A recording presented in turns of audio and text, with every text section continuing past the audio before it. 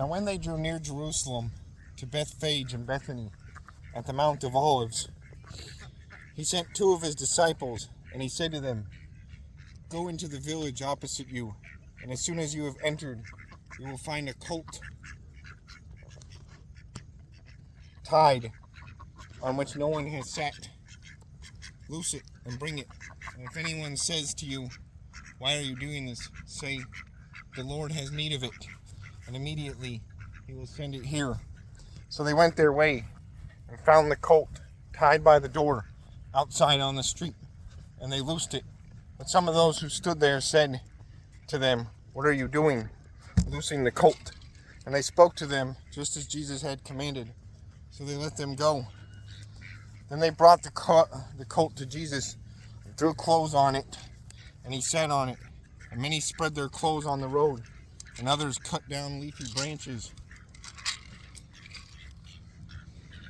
from the trees and spread them on the road. Then those who went before and those who followed cried out, saying, "Hosanna!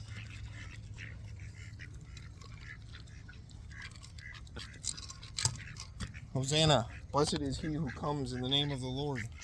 Blessed is the kingdom of our father David that comes in the name of the Lord. Hosanna in the highest." And Jesus went into Jerusalem and into the temple. So when he had looked around at all things, as the hour was already late, he went out to Bethany with the 12. Now the next day, when they had come out from Bethany, he was hungry. And seeing from afar a fig tree having leaves, he went to see if perhaps he would find something on it. When he came to it, he found nothing but leaves, for it was not the season for figs. In response, Jesus said to it, Let no one eat fruit from you ever again." And his disciples heard it. So they came to Jerusalem. Then Jesus went into the temple and began to drive out those who bought and sold in the temple, and overturned the tables of the money changers and the seats of those who sold doves. And he would not allow anyone to carry wares through the temple. Then he taught, saying to them, "Is it not written, 'My house shall be called a house of prayer for all nations'? But you have made it a den of thieves." And the scribes and chief priests heard it and sought how they might destroy him, for they feared him, because all the people were astonished at his teaching. When evening had come, he went out of the city. Now in the morning, as they passed by, they saw the fig tree dried up from the roots. And Peter, remembering, said to him, "Rabbi, look, the fig tree which you cursed has withered away." So Jesus answered and said to them, "Have faith in God, for assuredly I say to you, whoever says to this mountain, 'Be removed and be cast into the sea,' and does not doubt in his heart, but believes that those things he says will be done, he will have whatever he says.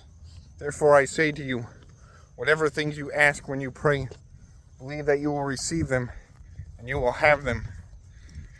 And whenever you stand praying, if you have anything against anyone, forgive him, that your Father in heaven may also forgive your trespasses. But if you do not forgive, neither will your Father in heaven forgive your trespasses." Then they came again to Jerusalem, and as he was walking in the temple, the chief priests and the scribes and the elders came to him, and they said to him, "By what authority are you doing these things? And who gave you this authority to do these things?" But Jesus answered and said to them, "I also will ask you one question. Then answer me, and I will tell you by what authority I do these things. The baptism of John, was it from heaven or from men? Answer me." And they reasoned among themselves, saying, "If we say from heaven, he will say, 'Why then did you not believe him?' But if we say from men," they feared the people, for all counted John to have been a prophet indeed. So they answered and said to Jesus, "We do not know." Jesus answered and said to them, "Neither will I tell you by what authority I do these things.